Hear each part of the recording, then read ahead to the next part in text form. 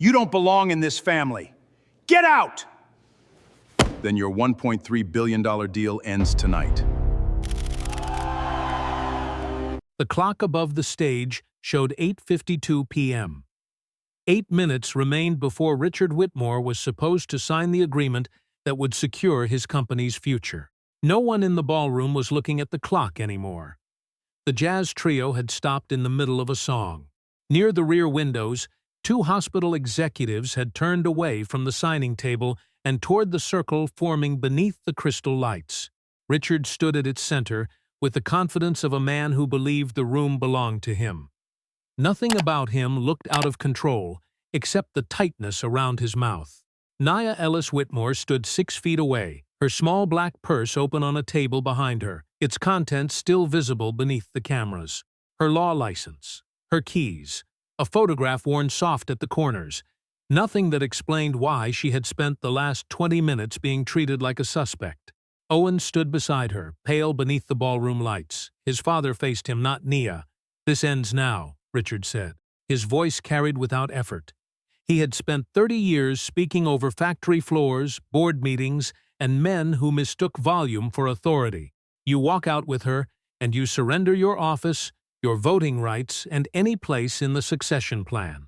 You stay, and she leaves alone. A quiet movement passed through the guests. Phones rose from waist level to shoulder height. Richard saw the phones rise and continued. Meredith stood near his shoulder, one hand resting against the pearls at her throat. "Owen," she said softly, almost kindly, "your father is giving you a chance to think beyond tonight." Nia looked at her husband.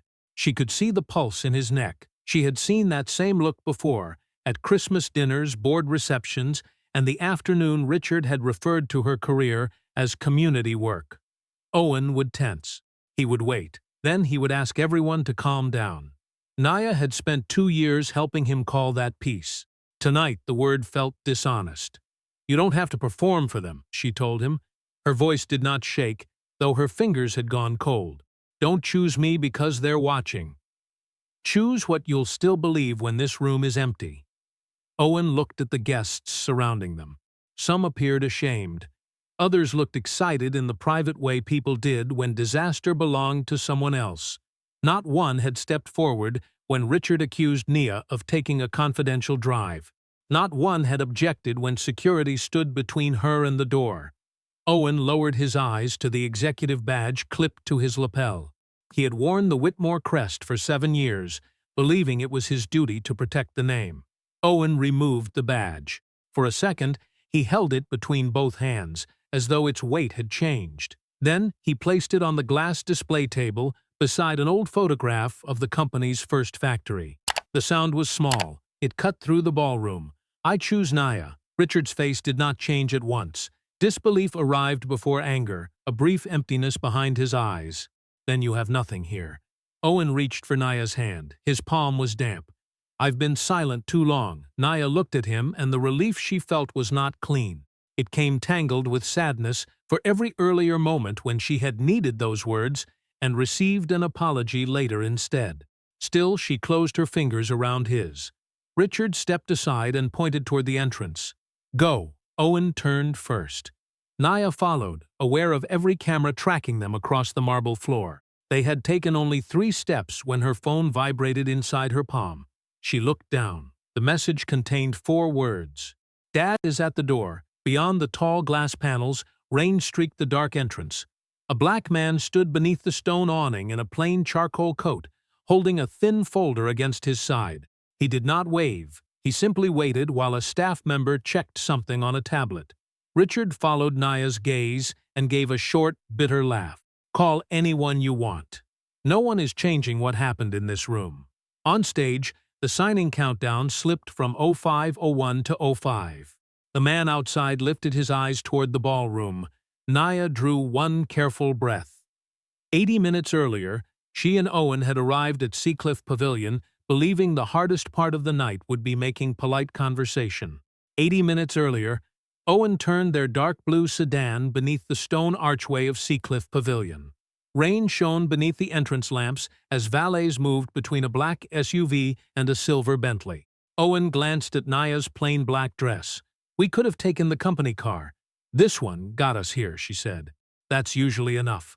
He smiled, but she saw the tension in his jaw. The gala mattered to him. His father had repeated that all week. Every photograph, introduction, and conversation had to reinforce the same message. The Whitmore family remained strong, united, and ready to lead the company into its next 60 years. Inside the entrance, a white couple stood before the reception table. The man gave his last name. The attendant smiled, found it on the tablet, and waved them through without asking for identification.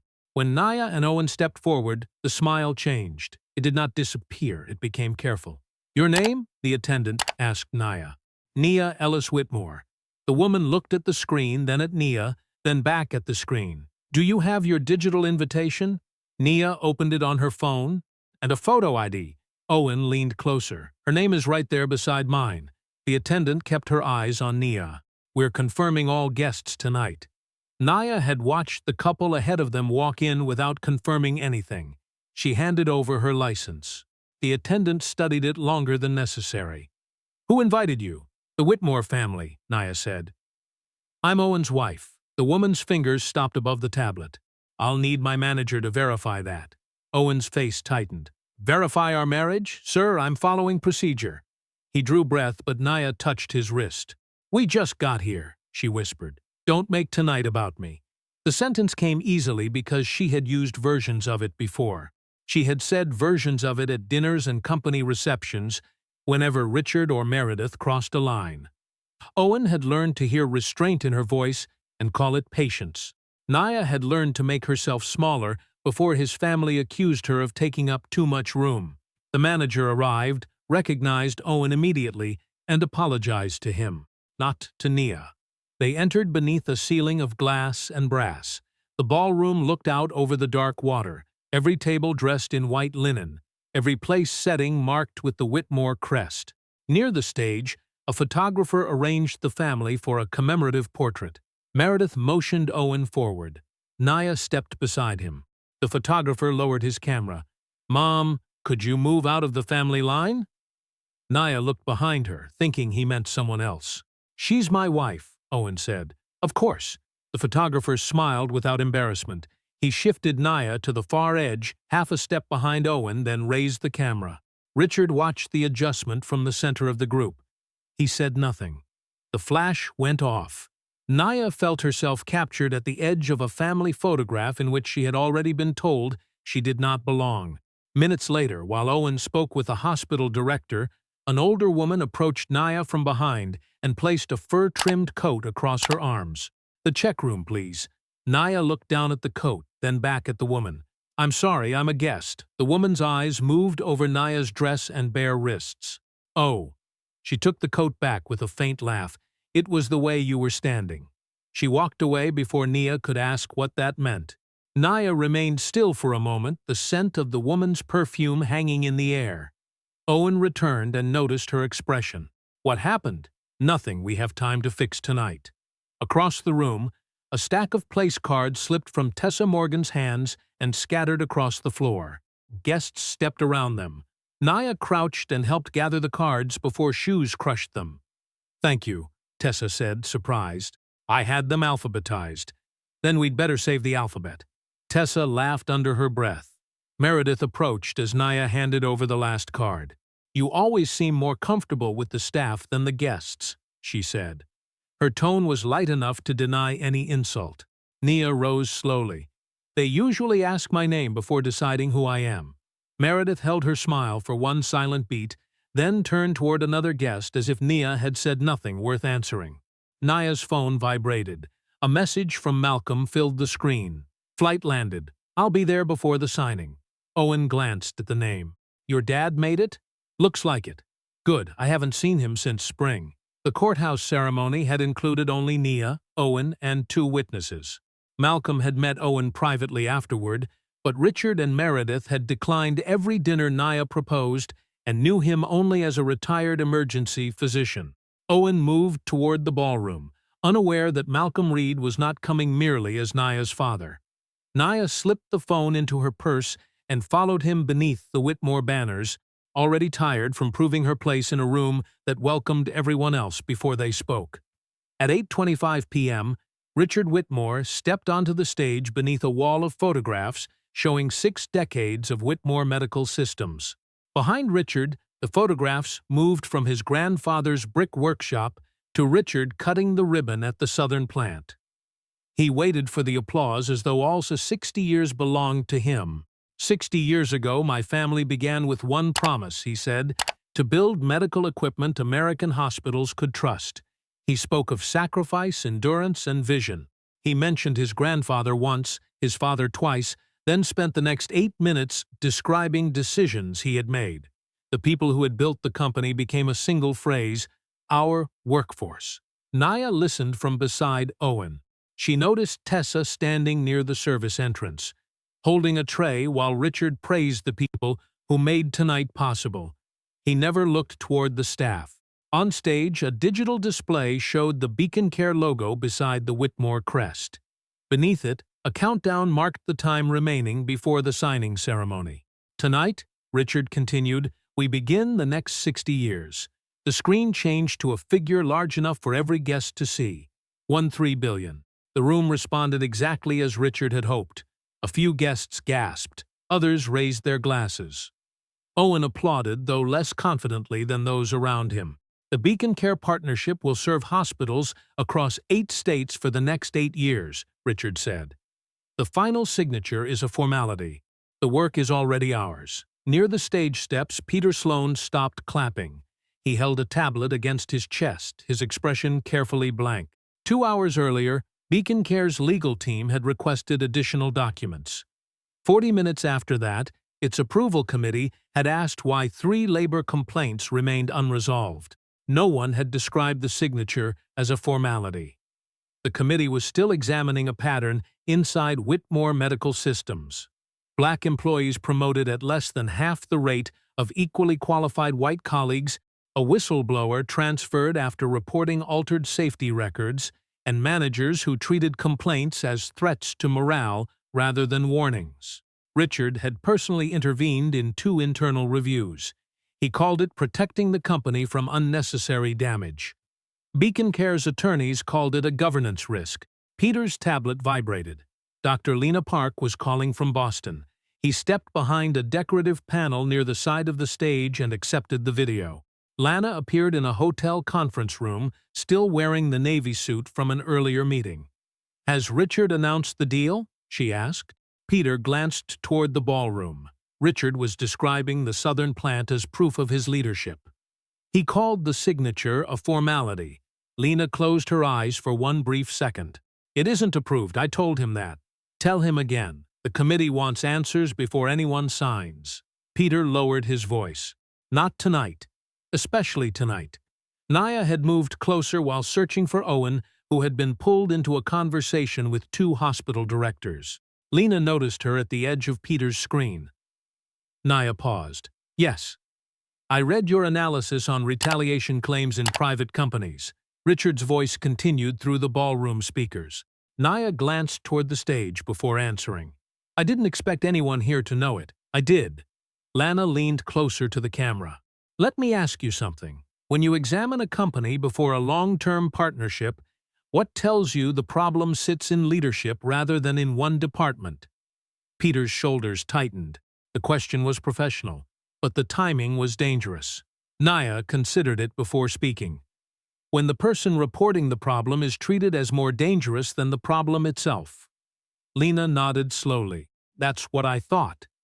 Across the ballroom, Richard looked away from the applauding guests and saw Nia beside Peter's screen. He saw Lena speaking directly to her. He saw Peter's guarded face. He did not hear the question or Nia's answer. What he saw was his daughter-in-law in a conversation about a deal she had no right in his mind to approach. His smile remained in place, but his hand around the edge of the podium. Peter's tablet chimed again. An email banner appeared across the screen. Final approval remans pending. Richard stepped down after the applause and crossed the room before Peter could close it. His eyes landed on the message, then moved to Nia. Something colder than anger settled across his face. What did you say to her? He asked. Nia blinked. Dr. Park asked me a legal question. About my company? About corporate leadership. Richard looked at Peter, then back at Nia. The delayed approval, the labor complaints, and the black attorney his son had married formed a single accusation in his mind. He did not ask for facts. Fear had already supplied them. "Stay here," he said. "When my speech ends, you and I are going to have a conversation." He returned to the stage and resumed smiling beneath the BeaconCare logo. Nia watched him go. The applause started again, but she could feel the evening turning beneath it. Richard waited until the applause thinned before leaving the stage.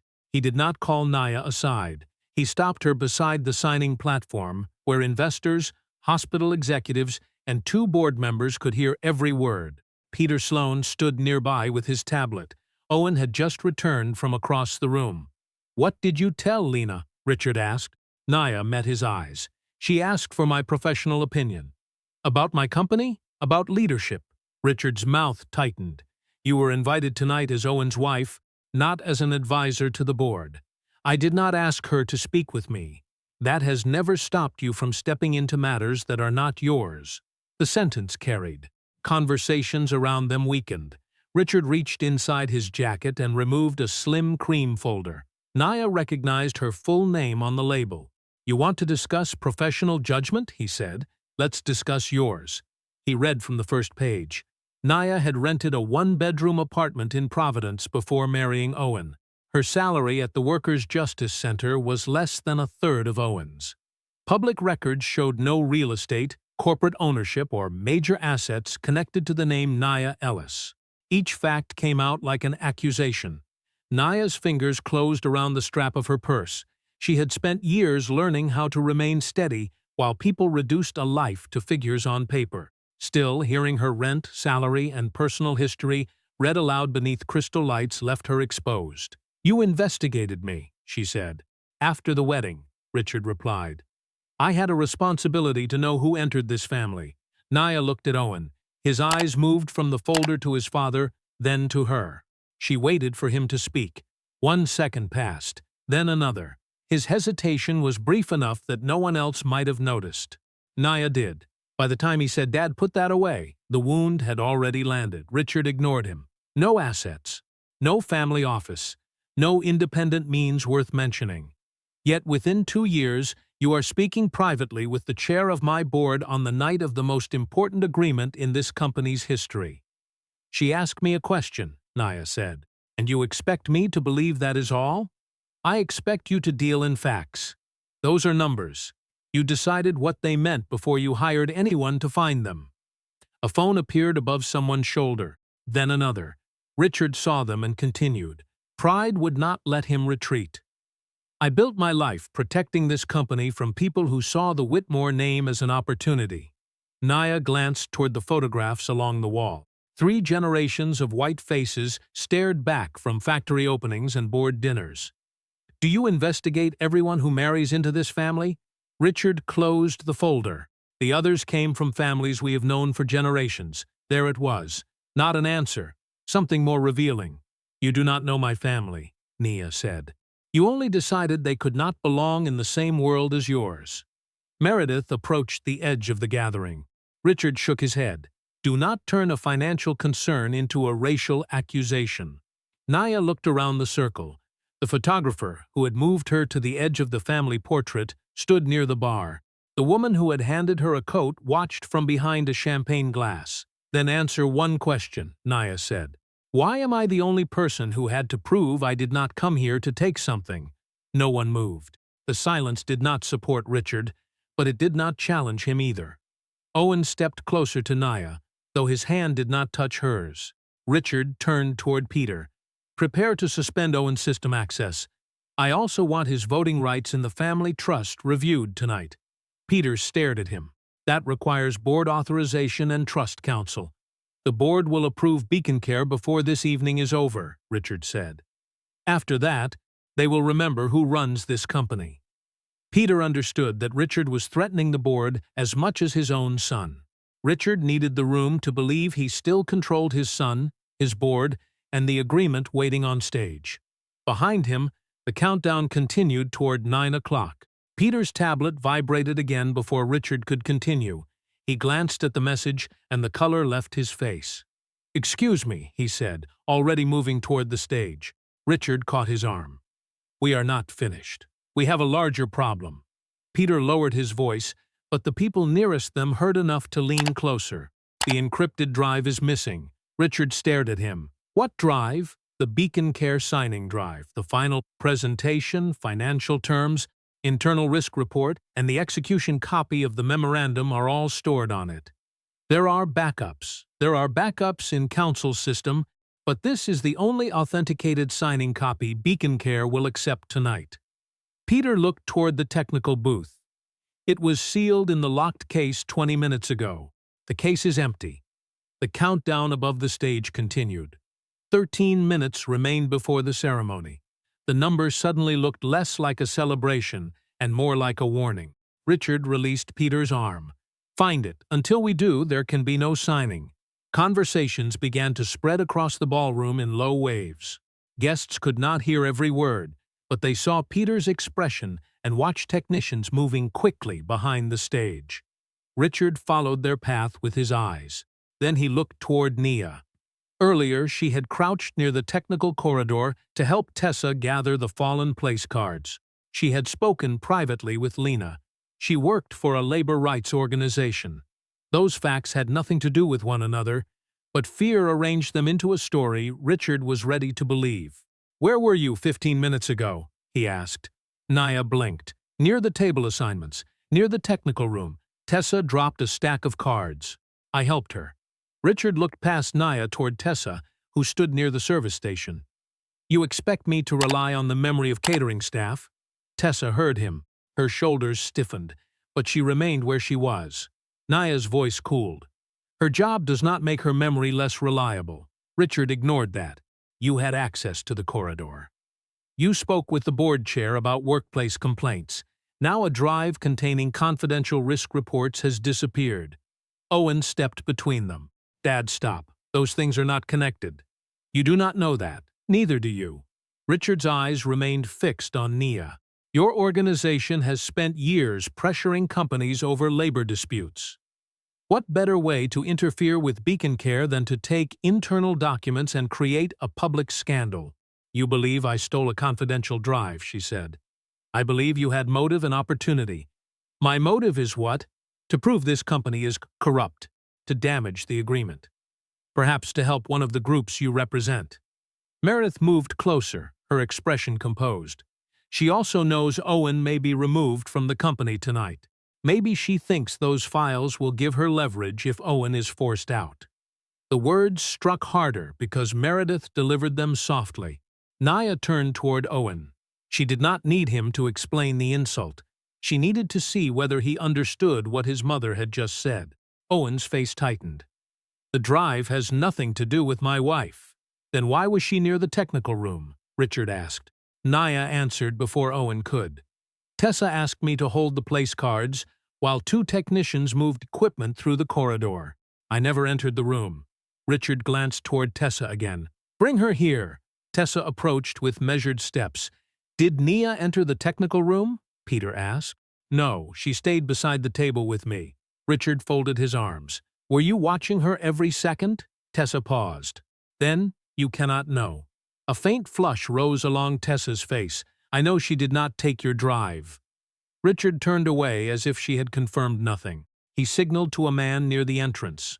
David Morales, the pavilion's security director, crossed the ballroom in a dark suit, one hand near the radio clipped beneath his jacket.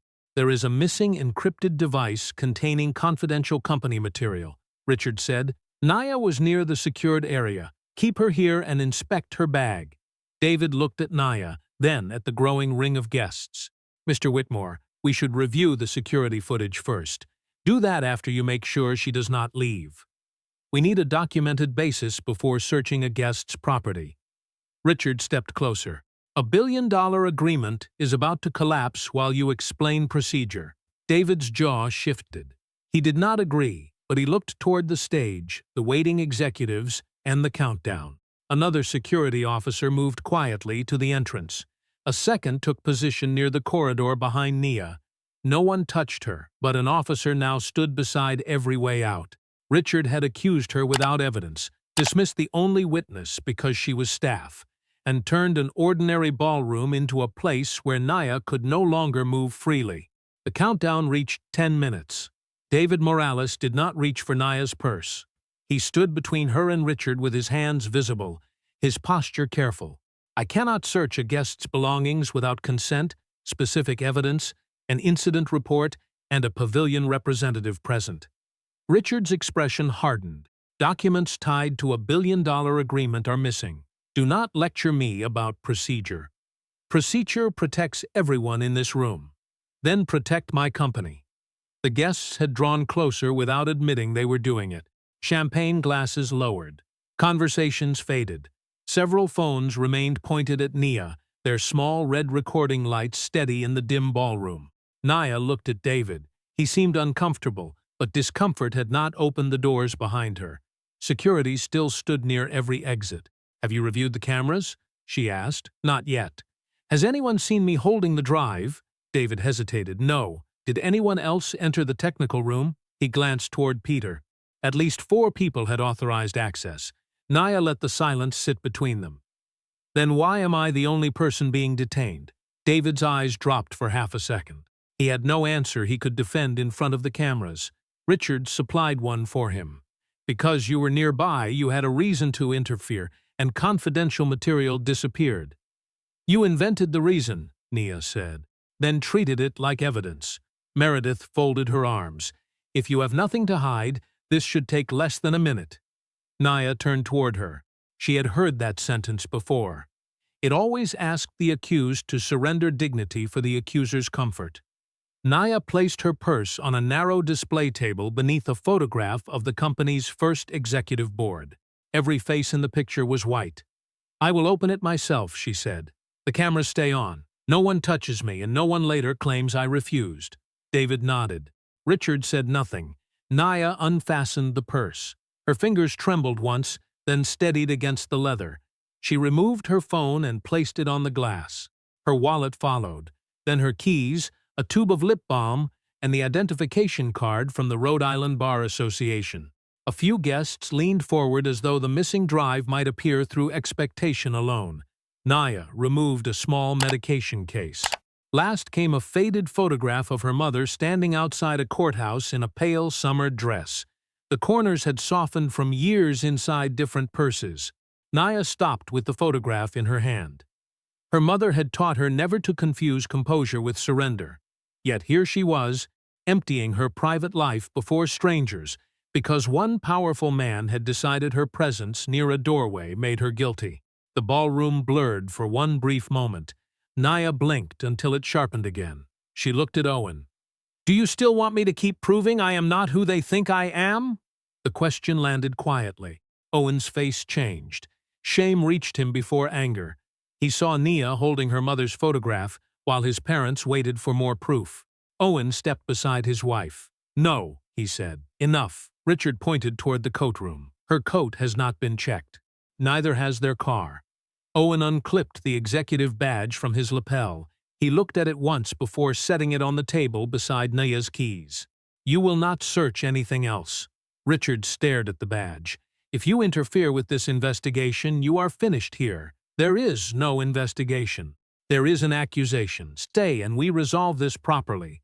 Leave with her and you lose your position, your voting rights, and any future in this company." Owen moved closer to Nia. "I choose Nia. I've been silent too long." Richard's jaw tightened. "Then you are suspended effective immediately." A door near the technical booth opened before anyone could answer. Tessa hurried into the ballroom, breathing hard, a radio still in her hand. "We found it." Peter turned. "The drive?" "In the equipment case beside the projection console." She lifted a tablet. "I had them pull the camera footage." The video showed Richard's communications assistant, one of 4 people authorized to open the case, removing the drive to load the final speech package, then placing it in a black equipment pouch when a technician called for help. He had forgotten to return it or tell Peter. The drive had never left the technical area. Peter closed his eyes with visible relief. David instructed the officers near the exits to step away. No one apologized. Richard only adjusted his cuff and said, "We acted on the information available at the time." Nia began returning the items to her purse, but stopped with her wallet, keys and bar card still on the glass and her mother's photograph in her hand. "No," she said, looking directly at him. "You acted on the person you wanted to believe was guilty." Malcolm Reed arrived at Seacliff Pavilion alone. His driver stopped beneath the stone awning, waited until Malcolm stepped onto the wet pavement, then pulled toward the parking area. Malcolm wore a charcoal overcoat over a dark suit. No tie pin, no watch anyone would notice, no assistant behind him. The rain had softened to a mist, leaving silver beads across his shoulders. At the entrance, an attendant searched the guest list and frowned. "I'm sorry, Mr. Reed, I don't see your name." Malcolm opened the invitation on his phone. A BeaconCare emblem appeared above a rotating security code. "I was registered through the committee office. Please wait while I verify it." Of course, he stepped aside without complaint. Inside the glass doors, the ballroom held the silence left by the missing drive. Meredith had gone to the entrance to find someone who could bring a guest's car around. She saw Malcolm near the valet station, plain coat, dark skin, no badge, and completed the story before speaking to him. She pressed a set of keys into his palm. "Silver Bentley. Bring it to the door in 5 minutes." Malcolm looked down at the keys. An emblem reflected the lobby lights. He lifted his eyes to Meredith. "You think I work here?" She examined him. The second look did not correct the first. It only made her impatient. "If you don't, you should not be standing in the service area. This is the main entrance. Then you should know guests are being checked." Malcolm held out his phone. "I am here for the BeaconCare signing." Meredith did not take it. "That ceremony is private. I'm aware. Sir, inventing a business connection will not get you inside." Malcolm closed his fingers around the keys, not from anger, but to keep them from falling. "You handed me a stranger's car because you looked at me and decided I could only be here to serve you." Meredith's smile tightened. "I made a reasonable assumption based on where you were standing. You keep saying where I stood. I am asking what you saw." She turned toward the security desk. "Could someone verify this man's identification?" The attendant raised the scanner, but before the code could be read, Nia saw her father through the glass. She had been returning the last items to her purse when the shape of him stopped her. The same quiet posture, the same coat he had worn to her law school graduation. She crossed the lobby with Owen beside her. Meredith noticed them and spoke first. "I don't know how this man is connected to you, but he is not on the guest list." Nia's gaze dropped to the Bentley key still resting in Malcolm's hand. She understood before he said a word. "Dad?" Owen was not surprised by the relationship. He had shared dinners with Malcolm and listened to stories from his years in emergency medicine. What surprised him was Peter Sloane running from the stage as the attendant scanned the code.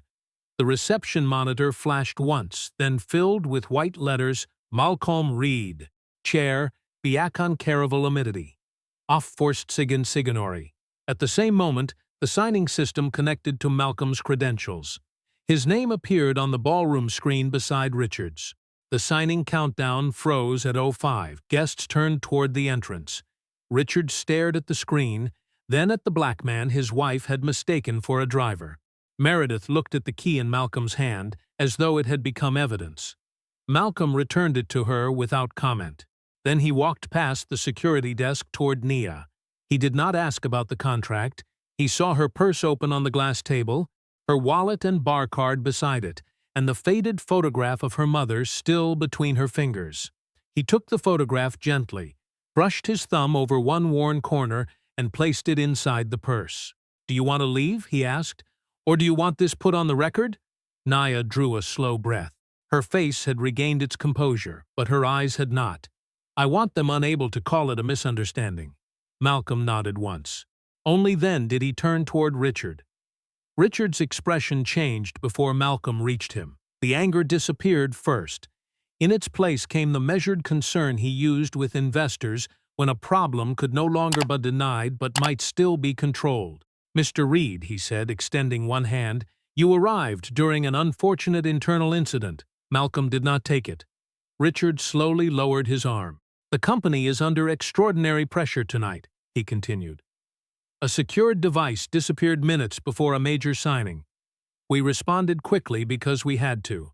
Meredith stepped beside him, still holding the Bentley key, and the entrance was chaotic. I mistook you for an employee because you were standing near the valet station. That was all. Malcolm looked from Richard to Meredith. His face remained quiet, but the silence no longer felt patient. I did not ask what you intended, he said. I am interested in what you did. Malcolm looked toward Tessa, Peter, and David. Tell me what each of you witnessed. Keep it to the facts. Tessa confirmed that Nia alone had been required to prove her invitation and had been pushed to the edge of the family photograph. Peter confirmed Richard's public disclosure of her private records and the accusation over the missing drive. David confirmed that no witness or video implicated Nia, yet officers had been placed at the exits and she had opened her purse on camera. The drive was later found where Richard's assistant had left it. No one had apologized. Malcolm then looked at Meredith. And after I told you I was a guest? Meredith raised her chin. You were not on the public list, so you called security after handing me someone else's car key. Meredith said nothing. Richard stepped forward, his restraint beginning to crack. You can judge us later. Right now, 2,200 people are depending on this agreement. If you delay it, those workers may lose their jobs. Their families will not care about a misunderstanding at the front door. Malcolm's gaze sharpened. The workers did not cause this. Do not place them between you and the consequences of your own conduct. He walked toward the stage. The guests parted without being asked. On the signing table, the memorandum lay open beneath two polished pens. Richard's name was printed below one signature line. Malcolm's appeared below the other. For one hopeful second, Richard followed him, believing responsibility would force Malcolm to sign. Malcolm reached the table, rested one hand on the document, and closed it. There will be no signature tonight. The words were not loud. They did not need to be. Behind him, the screen changed. BeaconCare partnership signing disappeared. In its place appeared signing postponed. Governance review pending. The ballroom filled with startled voices. Richard moved quickly to the microphone. Ladies and gentlemen, this is a temporary technical delay. The agreement remains secure. His voice vanished midway through the sentence. The microphone had been muted. The screen shifted again, and Dr. Lena Park appeared from a conference room in Boston. Her face was calm, but there was no softness in it. Richard, the board has met and voted to place you on administrative leave pending review, she said. Effective immediately, surrender your executive credentials, cease representing Whitmore Medical Systems in all BeaconCare discussions, and step away from the stage. Richard stared at her image. My family's name is on this company. That name does not exempt you from accountability. Peter removed his own phone from his pocket but did not look at Richard. Owen approached the table and placed his company phone beside the badge he had already surrendered. Malcolm turned toward Nia. BeaconCare can withdraw completely. No, she said. Her voice was tired but certain. Do not make the people at those plants pay for what happened in this room. Malcolm studied her, then nodded. BeaconCare will keep every current order in place during the review. Lena's voice came from the screen. And Whitmore's board will maintain both facilities while the investigation is underway. Around them, guests who had remained silent before began whispering their outrage. Some lowered their phones in shame. Others moved away from Richard as if distance could rewrite where they had stood minutes earlier. Nia looked across their faces. You saw enough before his name appeared on that screen, she said. No one answered. Early the next morning, the break room at the Fairmont plant was quiet. A phone had been propped against the sugar dispenser, replaying the video from Seacliff Pavilion. Workers watched Nia empty her purse. They watched Richard accuse her before anyone checked the cameras. They watched Malcolm close the signing folder. No one cheered when Richard was removed from the BeaconCare talks. A machinist named Carla shut off the video. That contract was supposed to keep this place open, she said. The fear in the room had nothing to do with Richard's dignity. It had to do with mortgages, health insurance, and the next schedule beside the time clock. Nia heard about the reaction before noon. She was sitting in Malcolm's hotel suite when she asked for the public statement to be rewritten. The first draft promised a thorough review. It said nothing about the workers. They need certainty before we ask them for testimony, Nia said. Keep every current order in place. No plant closures during the investigation. No retaliation against anyone who speaks. One attorney warned that such language would limit BeaconCare's flexibility. Malcolm looked at Nia. Put it in. By 1 o'clock, the joint statement from BeaconCare and Whitmore's board reached both plants. Carla placed the page beside the time clock. The review opened 4 days later in a rented conference room. The first person to arrive was Denise Holloway, a black quality control supervisor who had worked for the company for 22 years. She carried a cardboard box sealed with blue tape. Inside were emails, performance reviews, and complaint forms dating back 6 years. Denise had reported that black technicians were trained for senior roles, then passed over when openings appeared. Her manager called her concerns divisive. 3 months later, her evaluation dropped for the first time in 11 years. I kept copies because the system kept losing them, she told investigators. The second witness was Aaron Bell, an engineer who had challenged a supervisor after safety data was changed before an inspection. His review later described him as technically strong but not a cultural fit for leadership. He had never been told what culture he failed to fit. Tessa testified the following afternoon.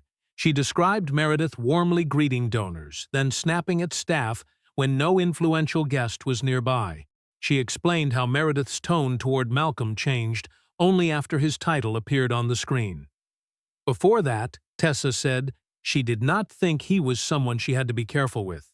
David provided security footage and the radio log. The recording captured him recommending a camera review before any search. It also captured Richard ordering officers to keep Nia from leaving. Owen's statement took the longest. He read it twice before signing. In it, he admitted the gala was not the first incident. For 2 years, he had watched his mother question Nia's invitations, heard his father make comments about her background, and asked Nia to ignore each moment because confrontation would make things worse. I treated her silence as proof she was fine, he wrote. It was proof she was carrying what I refused to face. 3 weeks after the gala, Lena Park entered Whitmore headquarters just after sunrise. Outside the executive suite, 2 facilities workers were removing Richard's brass nameplate from the office door. The screws resisted, then the plate came loose and left 2 small holes in the wood. At the same hour, employees at both plants received confirmation that operations would continue. The board's decision followed minutes later. Richard was removed as chief executive. Meredith lost her position at the corporate foundation. Control would pass to an independent leadership team. A protected reporting channel would be created outside management. The central findings would be released, and employees who had faced retaliation would receive new review rights. Nia accepted no private apology drafted by public relations. She insisted on plain language. Richard's statement had to admit he treated her as a suspect before he had evidence. Meredith's had to acknowledge that her behavior changed only after Malcolm's authority became visible. Neither could use the phrase, if anyone felt offended. When Richard finally signed the statement, he sat alone in the office that no longer carried his name. 5 months after the gala, the BeaconCare agreement was signed in a conference room without chandeliers, cameras, or a stage built around Richard Whitmore's name. The contract remained worth $1.3 billion, but the language had changed. Whitmore Medical Systems would undergo regular workplace reviews. Promotion and disciplinary data would be published each year. Whistleblowers would report through an office, and workers from both plants would hold seats on the oversight panel. The signature belonged to the company's new chief executive, not a member of the Whitmore family. At the Fairmont plant, the morning shift watched the announcement on a television mounted above the break room. This time, people applauded. The 2 facilities would remain open, and the first BeaconCare orders were already moving into production. Owen did not return to the company. He had briefly considered asking Malcolm for work, but Malcolm ended the idea during a quiet dinner in Providence. "You walked away from one privilege," he said. I should not reward you by handing you another." Owen absorbed the words without defending himself. A month later, he accepted a middle management position with a regional supply network serving community clinics. This new office was smaller, and his name carried no influence. For the first time, he had to earn the respect he once inherited. Their marriage had survived the gala, but survival was not the same as repair. Owen had to listen without turning every memory into an apology about himself. Nia had to decide, slowly, whether his change would remain after the fear and public attention faded. Tessa received an invitation to join Whitmore's Employee Advisory Council. The first letter described the role as a valuable opportunity to share her perspective. Tessa called the Human Resources Director and asked one question: "What does it pay?" There was a pause on the other end. By the following week, the role included a consulting fee, travel reimbursement, and voting authority on workplace policy recommendations. Nia smiled when Tessa told her. "They wanted your voice," she said. "Now they have to value your time." Nia continued practicing law. Under Whitmore's corrective settlement with Nia and the affected employees, the company funded a legal support program for workers facing retaliations after reporting discrimination, safety violations, or financial misconduct. She refused to name it after herself or Malcolm. The office opened under a simple title, the Fair Work Defense Project. Its first clients did not know her father's name. Most never asked. Richard lived outside Boston, separated from the company whose name he had treated as protection. What troubled him most was not losing the office. It was the order in which he had understood his mistake. The security footage had cleared Nia before Malcolm arrived. Richard had seen the evidence. He had still refused to apologize. Only when Malcolm's title appeared on the screen had Richard's voice softened. He could no longer pretend that timing meant nothing. Meredith's public statement received less attention than she expected. She admitted that she had mistaken Malcolm for a driver and treated Nia with suspicion that she had not applied to others. The apology was accurate, but Nia could still feel the effort behind every sentence. Meredith had learned the language of accountability before she had learned humility. The final event of the year was a modest fundraiser for the Fair Work Defense Project, held in a renovated library in Providence. There were no corporate banners, only folding tables, coffee, and handwritten cards describing cases the program had helped resolve. Near the end of the evening, a server carrying water glasses caught her shoe against the edge of a rug. The tray tipped. Glasses struck the floor, and water spread across the wood. Several guests stepped back at once. Nia crouched beside the server and began gathering the unbroken glasses. "Are you hurt, Maya?" she asked, reading the name on her badge. Maya shook her head, embarrassed. "I'm okay. I'm so sorry. The floor will survive." A guest recognized Nia and approached while she was helping blot the water with a towel. "Can I ask you something?" he said. "Why didn't you tell the Whitmores who your father was from the beginning? They never would have treated you that way." Nia placed the last glass onto the tray. She looked at him, then at Maya, who was still kneeling beside her. "That is exactly the problem." Nia asked Maya once more if her hand was cut, then returned to wiping the floor. "Which moment in Nia's story stayed with you the most? And where are you watching from?"